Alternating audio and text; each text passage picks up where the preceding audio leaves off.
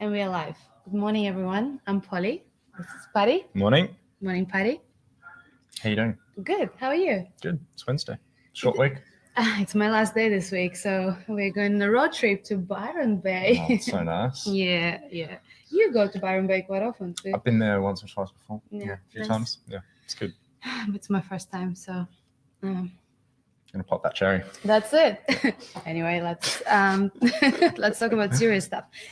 This session is all about essential reports for business owners, for people responsible for running their businesses, can be managing directors as well. We've planned this session so we can show you what are the reports that you would like to generate in Streamtime and to see how your business is going, for example. What is how much money is coming in your business, for example, and what are the future jobs in the pipeline that you're about to see. This webinar session is going to be broken down into a few parts. So we will start with just showing you active job reports and just briefly mentioning how to see that, how to get that information, and then we will dig deeper into 4 other reports, such as your job costs report, your team utilization reports, Bit of profitability. a bit of a profitability, and opportunity reports of all the pipeline jobs that's coming in your business. Yeah, and understanding cash flow as well ahead of time. For sure. So these things are heavily focused around the money that's coming through the business and keeping an eye on where things are currently at, and also understanding how time is being spent by the team. Across billable and non-billable jobs, for example. Yep. Pretty much everything you need to know about your business. Yeah, and we just want to provide you with a very direct and easy understanding of the best way to see this in Streamtime, based on our knowledge of the product. So hopefully there'll be something in here for everyone. If not a few new tips, then a nice dusting off of old things that you've forgotten about maybe. But yeah, I mean, let's go through housekeeping before we get underway. Let's do it. So guys, feel free to introduce yourself, say hello, where you come from, what you do, any tips around reporting would be also useful. And maybe if you wanted to tell us what reports that you would like to see as well, if we haven't mentioned anything, we can go through them if we have time. Carl's noticed the new shirt hanging up in the back. Actually, yeah. Well, it's actually an old shirt, but there might be some new shirts on the way, Carl. Actually. Yeah, maybe we'll have to send one your way once they come through. Hi, Kylie. Andy, hi. If you have any questions, just use that area of our webinar tool to ask those questions. Yeah, jump in. Yeah, and just participate. If you feel like something is unclear or you've got a few suggestions that you want to add, just do it straight away, and then we will cover those questions and suggestions at the end. Yeah, certainly. We have got a pretty structured session today in terms of what we want to show you, but hopefully we'll have 5 to 10 minutes at the end to answer any of those questions if anything's unclear. So because we're going to get underway, let's do it. Let's do it. All right, I'm going to just open up here. And the first thing that we're going to look at today is just an active jobs list. Yep. And what we want to demonstrate straight off the bat is the best way to set this up as a bit of a dashboard for you guys to just jump in and see what's really important. Now, when you first jump into Streamtime, you're going to have an active jobs list, and there's only going to be a few columns already turned on. At that point, you're able to rebuild that list. You're able to add or remove columns and then save over the top as your active jobs list, which is a nice thing to do based on the best way, the best way to structure or at least visualize your data. Yeah. And so here, straight off the bat, we've got a few things that we just like to see instantly. So first of all, our jobs, our clients, when are these due? How much is used first planned in an hour sense and in a financial sense. And we're getting these totals down the bottom here. We're probably going to keep coming back to those totals down the bottom. They're just really useful and handy to see at a high level where the studio is currently at. So these are all jobs currently in progress. And you can see here, I've got a couple of filters applied. So I've added these to the active jobs list because I'm looking at things that are just paused in play or completed, meaning they're currently in the studio or recently have been. They're not yet archived. So it's all relatively active. And I've got a couple of job labels working here, just pushing out my internal jobs and any opportunity jobs. And the reason for that is because I want to get a quick snapshot of the work that's currently billable in the studio, at least stuff that we're selling, because that's most important in terms of where money's going and time is being spent. So looking at my use versus planned hours and dollars here. Looks pretty good, but few jobs alarming, I could see. But you can always go in and click on those jobs and have a look what's going on, where the time has been overspent and what's going on there. Yeah. I've got my invoiced amount turned on here as well, so we can see if any invoices have been created so far on the job, and then profit margin as well. And the thing with profit margin is that it's going to continually shift as your projects are being worked on, as costs are being added to the job, because that's a crucial part of that profit margin. But having it at a glance there allows you to see what profit is currently secured on that job based on the current invoiced amount. And we're looking at that current invoiced amount versus the used costs here. So that's where that profit figure is coming from. So again, with the total down the bottom. This is the profit in progress in a way. So you can always jump back in and have a look. What is the profit margin currently is? And bear in mind, it's going to be changing as your job progresses too. Definitely.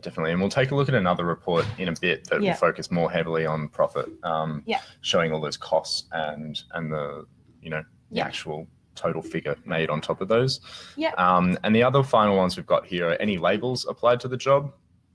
Just give me a quick snapshot into a couple of things. So we can see we might have an office over in Europe, and these all look like Australian jobs here. We've got some account managers on these, and the type of job that they are being worked on as well. Awesome. And then we've got the team here too, so we can see how many people are currently assigned to these projects.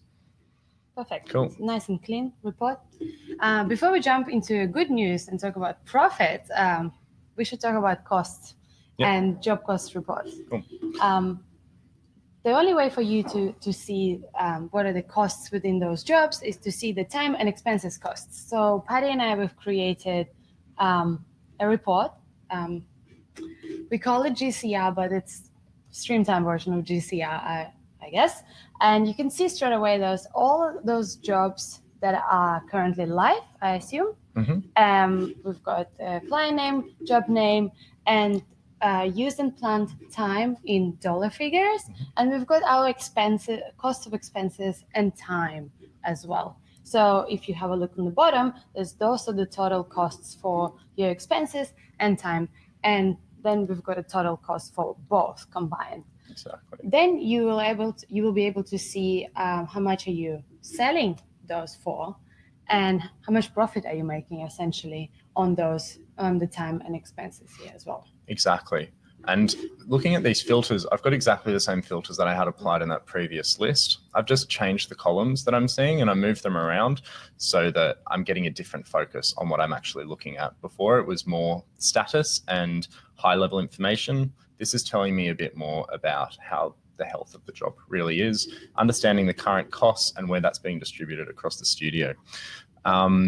As you mentioned before, we can jump into a job and look at time and expenses. And if you do want to jump in and get a bit more of a firm understanding in terms of where costs are going, then we can certainly do that. And I'm just wondering which will be the best example here. What about the soap rebrand? Yeah, that might be a great example. Cool. So let's open up this job. And when we jump into a job, I can see this used versus planned has gone a little bit over, but in terms of the costs and the sell, everything looked all right before. So I want to actually open up my used planned modal here, and I'm going to switch on my expenses and purchase orders here to get a breakdown of the entire job. Okay, so it looks like this one is costing me quite a bit, and I want to understand exactly why that is. So I could see straight away that the purchase orders, the costs are higher than the sell rates in the purchase orders straight away. And how about those same as expenses, big jump in here. So that's something's not right. So you need to be mindful that obviously sell rate needs to be higher than the cost rates in order to make some profit. That's just essential business 101. Yeah, absolutely. And this expense here that seems to have fluffed things around is time added. So I wonder if that was just either bulk time added or perhaps the sell rate was simply forgotten to be added there. So we might need to go fix that one up. But in this case, I might want to just remove this one from the list because it's currently messing with my figures. So I'm just going to tick that one as build and remove it to help refine this list. And now that's looking a lot healthier. So the current cost of the job is about $43,500. And the sell price of all of those costs is currently about $60,000, which is nice. It's looking much better. Yeah, much better. Well done, Patty. Cool. Awesome. So understanding how to dig into the costs of a job there is what we're after. Yeah. Cool. Okay, so profits. Should we look at some good news? Let's look at some good news. Hopefully it's good news. Yes, we hope so.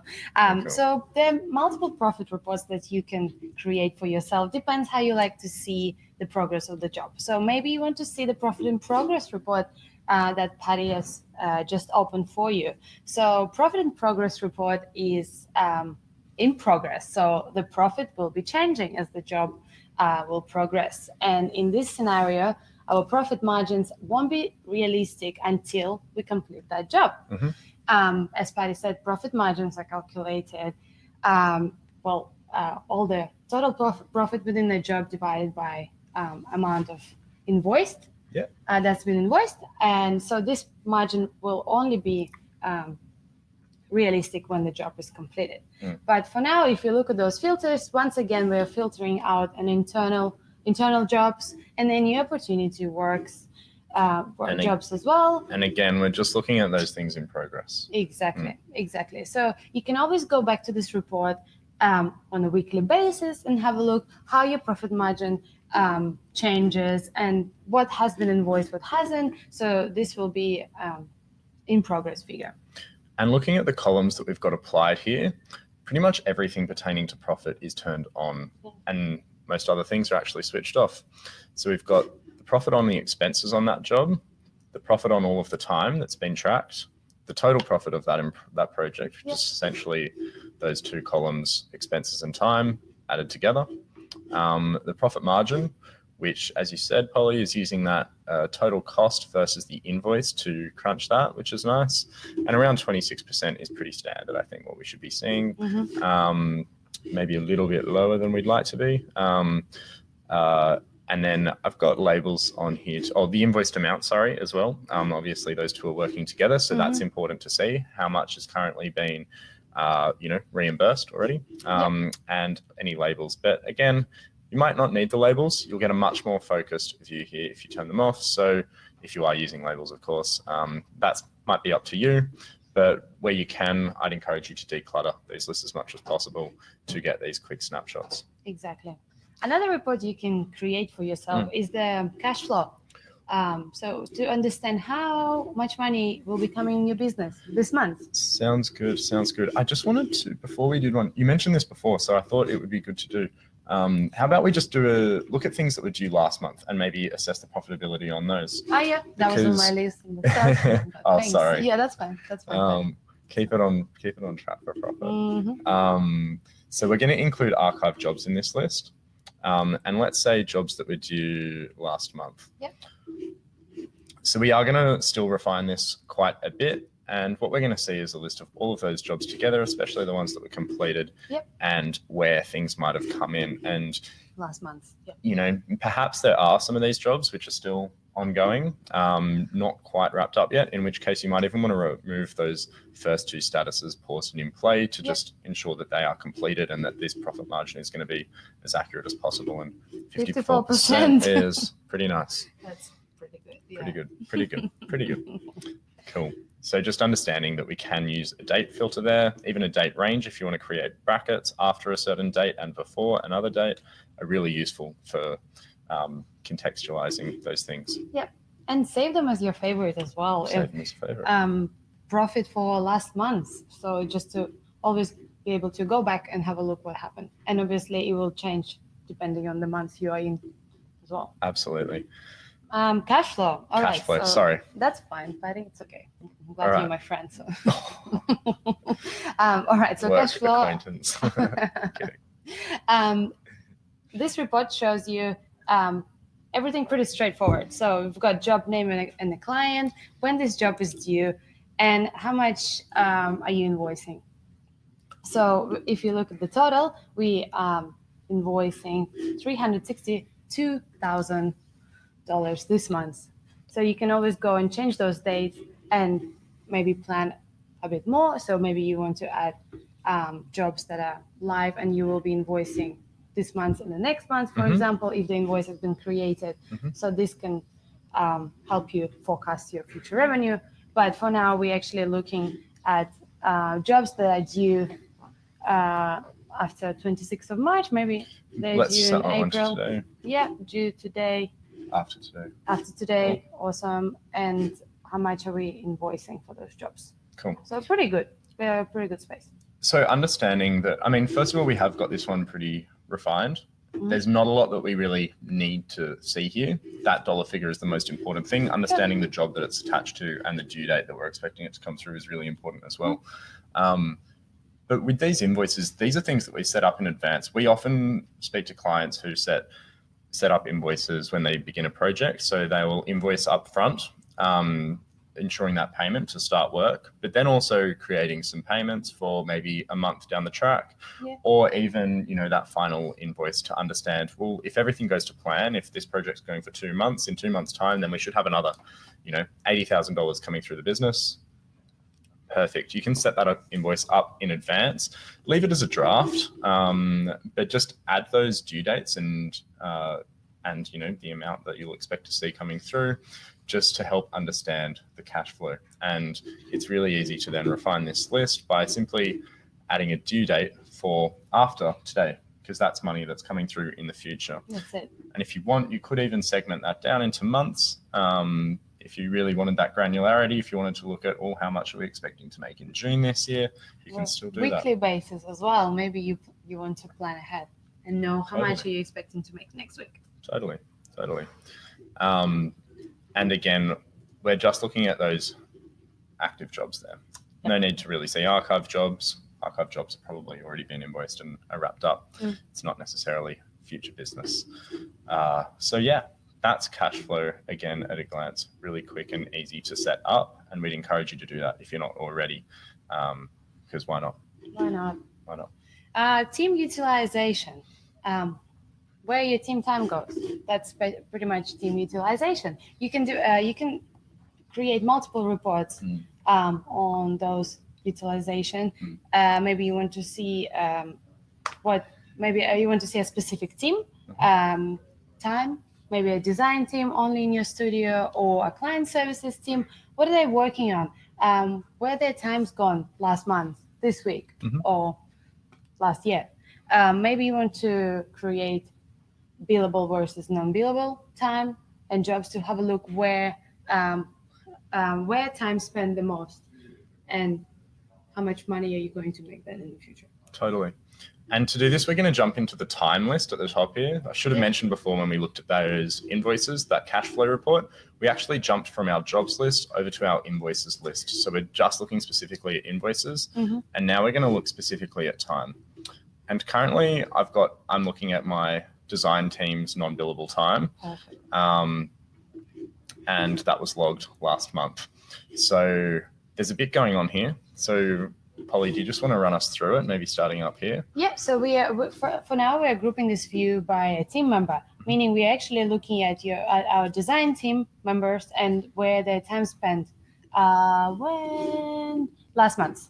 Okay, so if you wanted to go in and click on Andy, you can have a look where Andy has spent time on last month. So you can see the job that Andy has been working on.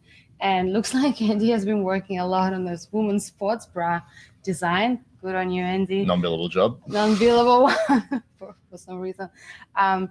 For Nike. And he was working on research for a long time. So he spent 25 and a half hours almost on those research on this research item, and you can see that we adding those total hours and cost, how much it costs you as a business and how much you're selling it. So looks like it's a healthy figure. We are selling it for much more than it cost us, so that's good.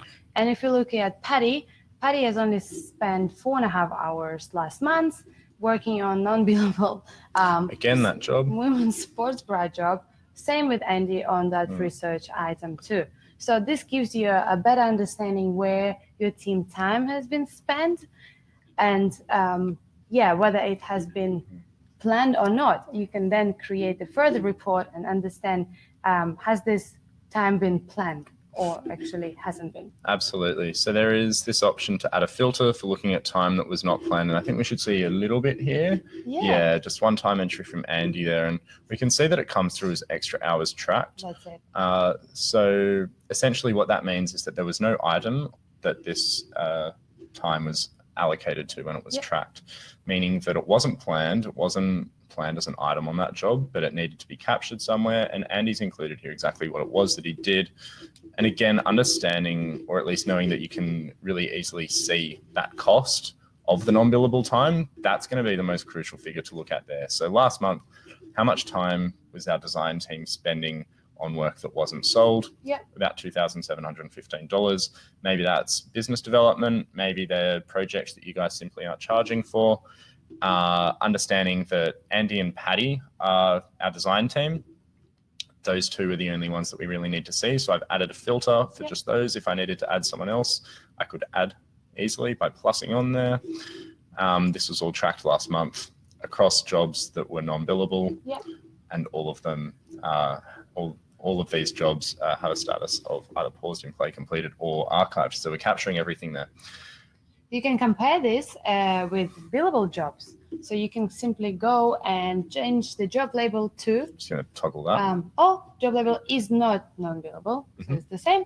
Then you're looking at your design team, once again, Andy and Patty, and what has happened for those billable jobs last month. So looks healthier as well. So Andy has spent quite a lot of time on, if you click on it, you can see what he's been working on. So ASERB, City of Sydney, Kleenex, 68.5 hours spent.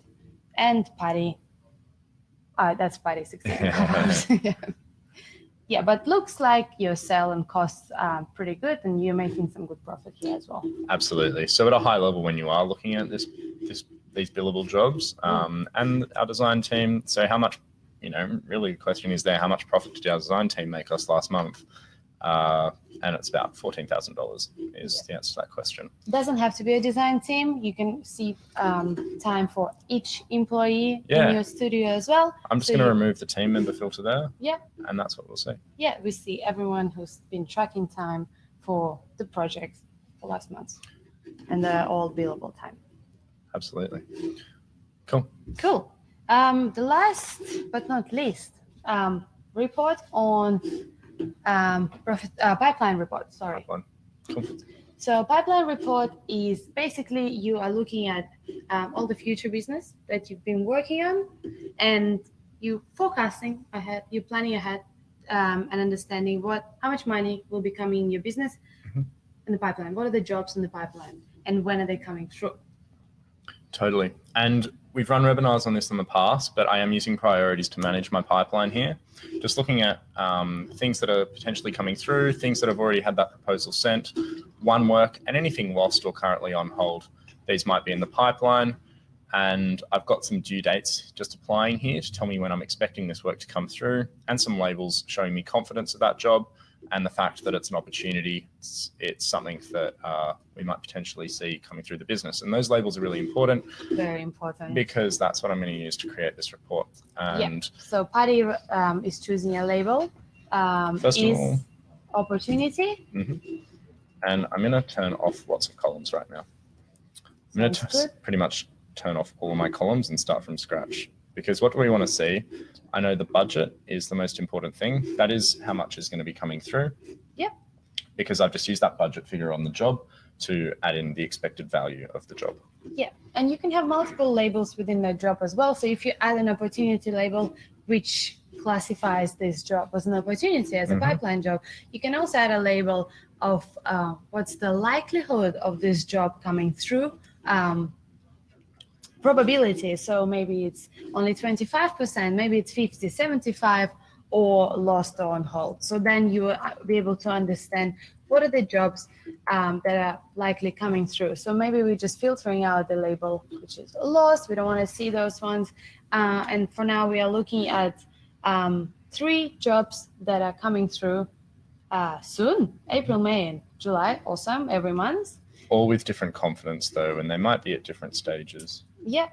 And then 1 on hold for 3rd of May. Yeah, that one might be with the client. We might be waiting to hear back. Maybe it's positive, but again, it's not yet confirmed. So just understanding as well that we can get a quick snapshot as to how healthy our pipeline is. If there's a lot happening, then that's great. But if this is dry, then it might be time to jump on the phone and start making some calls. Exactly. And just stay consistent with those labels too. I mean, it's up to you what likelihood are you using. So maybe are you using 10%, 20, and then 40 and 60. So it all depends on the stage, the deal stage, what we call it here. Totally. And And I'm going to save this one as a favorite just to show you guys exactly how easy it is to create these reports once you've got those columns and filters already applied. This is going to be my pipeline. Save. Now we can see I'm viewing my pipeline, and I can easily find it here in my favorites list right down the bottom. So I might even want to drag this one to the top. It's pretty important that I look at that frequently. So being at the top is nice because it means I can come back to it with a single click when I need to. Awesome. And you just said we're all getting a pay rise. That's So great. that's awesome. That's really Good to exciting know. news. Yeah. Thanks, Andy. Mm. Cool. Well, we are getting towards the end of the session, but we've got some time for questions. Yeah. Context. All right. Well, we hope this session was useful for you. And if you do have any suggestions, as I said at the very beginning, let us know. We're always happy to hear your thoughts on how you create those reports. Maybe you can teach us something too. Carl, okay, Ash, awesome. Ash, we will be uploading this to Vimeo and YouTube. We do that every week, so there's a big backlog of our webinars up there. I think you can actually access it through this link too. You should probably get an email, but yes. Oh. Wow. Okay, few last minute questions. Right. Hang on a second. We love it. That's Okay. good. Holly. Let's start with Carl. Or should we start with Nadine? Carl was first. Carl. Yeah. Oh, I didn't see Carl's Yes. Carl's question there. Sorry, Carl. You should be. Sorry about that. Okay, so Carl is asking, how are we going with being able to share favorites? Thanks, Carl. It has been mentioned to me in the past, and this is currently that's something that we are looking to implement. But when, I wouldn't be able to give you an answer when, but my recommendation is for you to communicate to your team and agree on those favorite reports that you want to see within your studio and create them all. You can always take a screenshot of your filters and send them out. Yeah, send them out to everyone so everyone stay consistent on those filters. Okay. But yeah. Nadine, how do you do quotes to hold future jobs? I'm not sure I understand that question. Me neither. Nadine, maybe we should have a jump on a call soon and talk exactly through that, unless you maybe want to explain that one a bit further. I'm not too sure I understand what you mean by that. Toby's asked if we can look at priorities again. Absolutely. Sure. And yeah, if you can, please vote for us at the Webbies. That would be really awesome. Andy's just posted a link in the chat. The Webbies are essentially the Oscars of the internet, which is really exciting. I think there are something like 13,000 people applied for nominations, and we made the cut. So we are up there for web services and applications, I think. Yep. And we're in the running. There are only 5 people nominated, and we're amongst some big names like Squarespace. You might have heard of them. And as a small New Zealand-based company, that's really awesome. That's pretty crazy because it's essentially dominated by the American market, which is saturated and crazy. So it's Yeah. really cool. And we're really proud to have made it in there. So if you guys Thanks, could vote for everyone. us and give us a little bit more of a chance of winning, that'd be great. And it's the last day today, so let's push on with those. Cool. Okay, Lisa. No, wait, there was someone else. I know, Lisa. I would like to be able to see billable work, non-billable work splits by team member. Not sure if this is a functionality at the moment, but maybe in the future. Then that wasn't a question, but it would be cool. Thank you, Zed. Cool. So billable and non-billable time split by team member. Yep, you can create a report just based choosing that specific team member that you want to see. So for now, we actually have chosen the design team, but you can actually see a report for Andy's non-billable time. Yeah, Andy had some non-billable time tracked, so let's do that. That's And billable, sorry about that. oh, billable, non-billable, understanding that we can just toggle those, but then looking at this by job. So grouping by there will help you organize these time lists in different ways. So currently, because we've got Andy applied here, we're just looking at Andy's jobs. We can be confident knowing that we're only going to see the work Andy's done, but we're going to look at that across different jobs. So we can now see his non-billable jobs that he tracked last month, and now we can see his billable jobs and the cost and sell across those two. Perfect. Nadine, do you do all quotes on Streamtime? Can I import details from InDesign? Cool. Unfortunately, there isn't a way to import anything into Streamtime apart from contacts if you're moving from another tool. But yeah, I would want to understand why exactly those quotes are being made in InDesign. Maybe it's more of a formatting thing. But in terms of the quoting process in Streamtime, the reason we do it all there is because it's attached to your job plan. So they're the tasks that your team's going to be working on. And the fact that that's intrinsically linked to the quote just means that when that job's being worked on, there's a direct connection there between what the client said yes to and what's happening in the studio. So it's nice and tight. And if that doesn't happen in Streamtime, then it's possible that things might get messy. So we're trying to keep things simple and organized and in one place to help make that project run as efficiently as possible. Cool. Cool. Hey, nice one. Awesome. If you don't have any more questions, guys, thanks so much for your time. Thanks, Patty, for your time. That was great. Thank you. Cool. We'll see you next week. Have a good Easter. Yeah, enjoy the long weekend, everybody.